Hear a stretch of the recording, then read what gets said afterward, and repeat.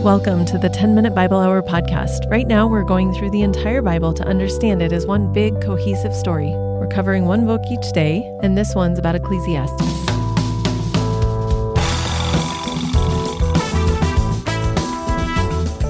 Hey, my friends, it's Matt. Thanks for hanging out with me and talking about the book of Ecclesiastes, which I've been sitting here thinking about it, so I can already tell my tone is different than it normally is on these because it's so somber and reflective, and this book has resonated with me and touched my heart at every point of my story as a person, because it deals with a question that everybody asks at some point, not even at some point, at multiple points over the course of their life, but we ask this question in different ways over the course of our lives, and that question is, what's the point? What am I doing here? What does all of this activity I'm engaged in even mean? What does even the beautiful stuff about life even mean? Ecclesiastes is part of the wisdom and writing literature of the Old Testament, along with Job, the Psalms and Proverbs, and then Ecclesiastes, and then the Song of Songs or Song of Solomon. Now, on the surface, it looks like Ecclesiastes is holding itself out as being written probably by Solomon. This is the opening line. The words of the preacher, or the teacher, the son of David, king in Jerusalem. Later on in the book, the first-person author talks about how they were wiser than anybody else and all of their achievements and money and wealth, and they talk about the hollowness of that stuff. So it really does seem to line up that this is Solomon, which can then cause the reader to be like, well, probably the companion book in this wisdom literature to Ecclesiastes then would be Proverbs, because they both look like they have a whole lot of Solomon in them, but I don't think that's the case. I think the companion book of Ecclesiastes is Job, but where Job tackles the suffering end of things, Ecclesiastes is tackling another difficult emotion, but it's one that can be born out of the exact opposite of suffering. It's one that can be born out of everything going great. Ecclesiastes is tackling that numb feeling, that melancholy that can set in even when we're getting the things we want, but then quickly realize this isn't satisfying. This is a very real part of the entire human experience, at least after early childhood, and it would be weird if the Bible never tackled that. So high five, Bible. Great job for dealing with the big questions that people deal with in a way that we can relate to, and in a way that isn't weird and preachy. Ecclesiastes comes alongside you no matter where you're at in life, no matter what has prompted you to ask the question, what's the point? And it puts an arm around you and is like, hey, I get it. We all get to that question at some point.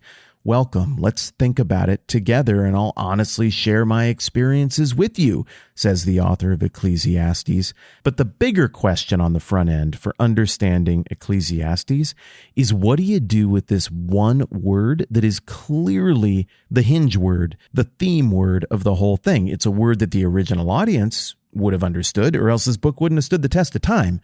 Nobody would have got it. Nobody would have resonated with it. But it is apparently pretty difficult to translate, and this word is hevel. The English versions of the Bible I read when I was a kid translated this word hevel as meaningless. So then Ecclesiastes would open saying, meaningless, meaningless, says the teacher. Everything is meaningless. What does a man get from all of his toil? And then in other translations that I read now, I see this word being rendered as vanity. But then somewhere along the way in school, somebody pointed out to me that this word hevel just means vapor, just something incorporeal that you can see, and it's there and it's real, but you cannot grab it. You can't take hold of that. And I got to tell you, I feel that hevel thing so deeply. I have these weird emotions from time to time where I'll be so overcome with the beauty of a thing that the thought that I can't hold it and keep it will bring me to tears. I don't think I'm a fragile person. I don't cry at the drop of a hat, but every now and then this hevel thing gets me. I had a beautiful dinner with a dear friend in a beautiful place to celebrate his birthday. Just two of us sitting down. And at the end of the meal, I cried. I had to apologize, but the best I could explain it was, I just value our friendship so much, and I just am overwhelmed by the beauty of this place and reflecting on the miles we've covered together and the miles that we have ahead of us together as friends. And fortunately, he was really understanding and nice about it.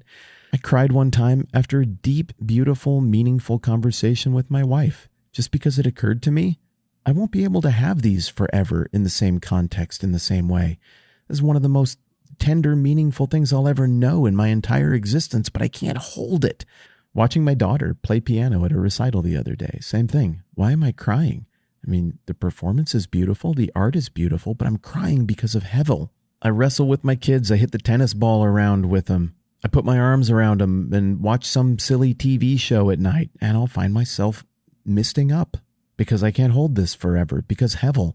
I go stand in a stream in the mountains and I catch a beautiful brook trout with amazing colors, and I lift it out and I have that moment of contact with another living thing from a totally different world. We should never have this moment of touch, and yet we do for just a moment. And before the water on it dries, I put it back in the stream and let it go. And I feel this deep sense of emotion that even though physically I could touch that, I can't keep it. I relate to Job because I relate to suffering. I've dealt with hard things, not things like Job dealt with.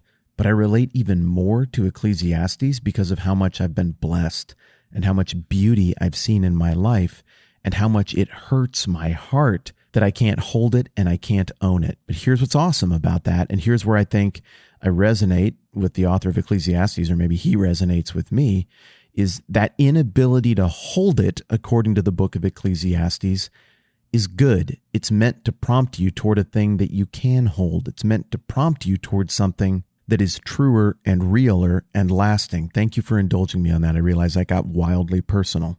Well, Ecclesiastes gets it, and that's evident in the structure. It opens with one of the two things that make this Hevel vapor phenomenon a reality, and that is the passage of time. It deals with that question.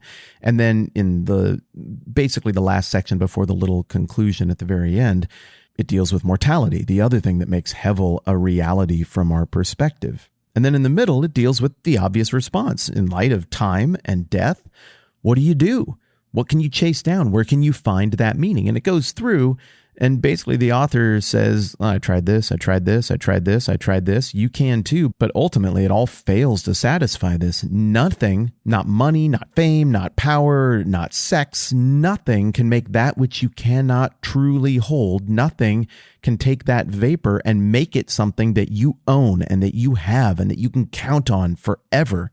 And that's maybe why some people have translated this Hevel word meaningless. But again, I don't think that's the best translation, because it's not meaningless. It's the very fact that it is so meaningful, but so fleeting and not apprehendable, that makes it powerful and that creates this melancholy reflection that people like me go through.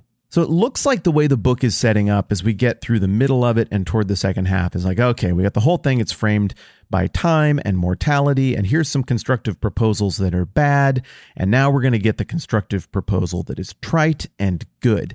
And indeed, in the second half of the book, we pivot toward a constructive proposal that sounds more like the one that we got from Elihu, the Buzite from Job, where it's like, all right, well, the answer is like God and Christianity and religion, like believe in God more and do more godly things, and then that'll work. But then in this surprise move from the teacher, the author we're hearing from here, he's like, it's kind of vapor too. Wait, what? God is vapor? Christianity is vapor? The Bible is vapor? Doing good things is what are you talking about, man? But the point he seems to be making is even that in this lifetime, you can't truly hold. You have it, but time and mortality still march on, and only God is truly holding and owning all of these things that for us are constantly slipping through the fingers. Now, don't get me wrong, he's by no means saying, there's no answers in God or anything, so forget that. Rather, he's saying that when you are bound to this physical body with death awaiting you on the horizon, there's just only so much you're ever going to be able to take hold of anything, even the things of God. Ultimately, God owns that, and putting your trust in God, much like the conclusion of Job, the teacher in Ecclesiastes is then saying, your only play here is to trust in God, because only God truly owns things. Only God can truly put something in his hand. Only God, paraphrases mine now, but I think it's there, only God can take Hevel and make it something that is forever, something that is apprehendable. So then the teacher's counter-proposal to all of the other proposals is to trust God, to drink deeply of God's good gifts, and to take those good gifts in this lifetime, even though we can't fully apprehend them, to take those in anticipation as a first fruit of a more realized and eternal goodness that comes later at the hands of God. And whether that's comfortable or not, this is the only way in a reality where all is Hevel. There's a reiteration of this in the little epilogue that we get at the end of chapter 12, where the teacher points us to God's justice and judgment, and that one day all of this will change, but that's beyond our control. And the teacher also says, hey, my friend, big time paraphrases mine here, there's only so far you can go with all of this. Don't take your whole life and become a slave to this question. So he urges the reader to make the pivot, to understand the nature of this reality, and for that to urge the reader toward knowing God, trusting God, and to understand that God transcends Hevel.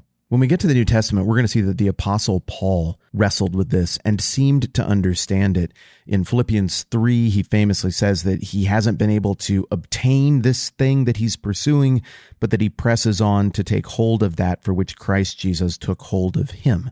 In 1 Corinthians 13, he famously talks about knowing in part and prophesying in part, with the indication that he understands that the things of the right now are hevel, but that is not permanent in God. I mean, heck, there's even that hymn that says, God hastes the day when my faith becomes sight. So Ecclesiastes is important beyond just this deep existential set of questions that you and I ask. It undergirds a right understanding of living in this world while in relationship with God and anticipating eternity with God under a very different set of ground rules. When you visualize the book of Ecclesiastes, picture vapor solidifying in the hands of God.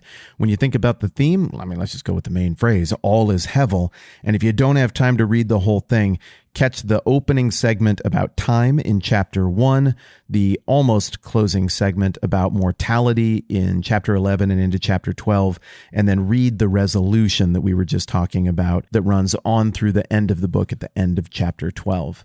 All right, it sounds a little trite to say given how deep the water of Ecclesiastes is, but achievement unlocked? I think we just leveled up together. I know every trip through Ecclesiastes is the new most meaningful trip I've ever had through Ecclesiastes, and that was the case again this time. So thanks for being on the other end of this to push me to do that. I really appreciate it. I'm Matt. This is the 10-Minute Bible Hour podcast. Let's do this again soon. This podcast is supported by many of you at patreon.com/the TMBH podcast. We're grateful because it supports our family.